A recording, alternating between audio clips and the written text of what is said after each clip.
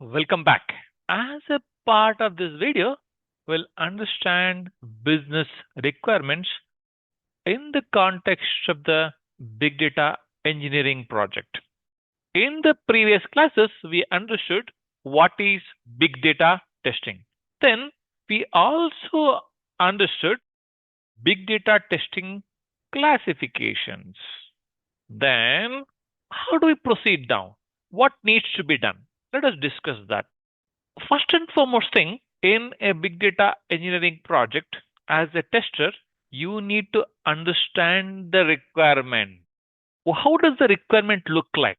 Let us understand that business requirements are specified in different formats. One is business requirement document, as indicated here. And also there is something called SRS, software requirement specification. And these days, we also get the requirements in user stories. So when we talk about any software engineering project, either in the form of business requirement document or software requirement specification or user stories or one more thing called PRD, that is product requirement document. One of these formats will get the requirements. In case of big data, how does the requirement look like? All these requirement documents would describe what is the need of this project, what is the objective of this project would be defined.